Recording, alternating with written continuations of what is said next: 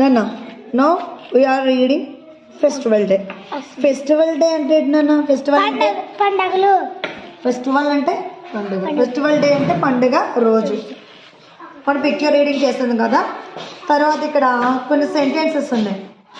నేను ఈ sentences read చేస్తాను. You can translate in Telugu.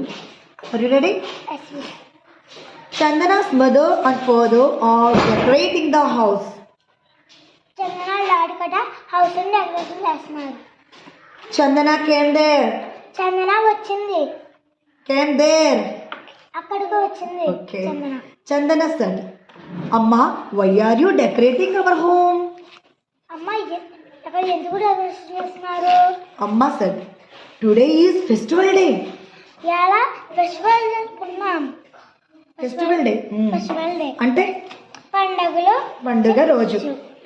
Take bath and wear the new dress. తాంటి dress వేసుకుంటా. డ్రెస్ వేసుకో. నాన్న సెడ్, Chandana get ready soon. Chandana రెడీవు. ఎవరన్నారన్నమాట?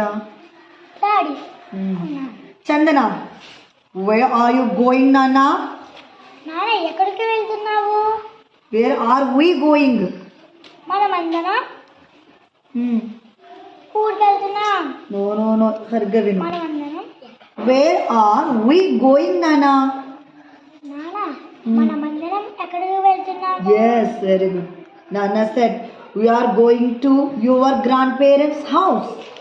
మనము గ్రాండ్ పేరెంట్స్ ఇంటికి వెళ్తున్నాం. Okay. Chandana said, oh, is it? నాన్న నిజమేనా? I am so happy to go there. నాకెంత హ్యాపీగా ఉన్నదో. ఎందుకు? నాన్నమ్మ ఇంటికి వెళ్తున్నాం. Okay, now I will ask some hard words, dear. Decorating అంటే ఏంటన్నా? డెకరేట్ చేసుకుంటా. అలంకరించుకునేట. ఓకే. కేమ్ దేర్ అంటే వెర్బే. కేమ్ దేర్ అంటే వచ్చింది, అక్కడికి వచ్చింది. ఓకే. వై అంటే ఎందుకు. ఓకే. ఫెస్టివల్ అంటే పండగ. టుడే అంటే ఈరోజు. బాత్ అంటే స్నానం. వేర్ అంటే తెచ్చుకుంటా. రెడీ అంటే నేను రెడీ అయిపోయాను. సిద్ధమవడం. ఓకే.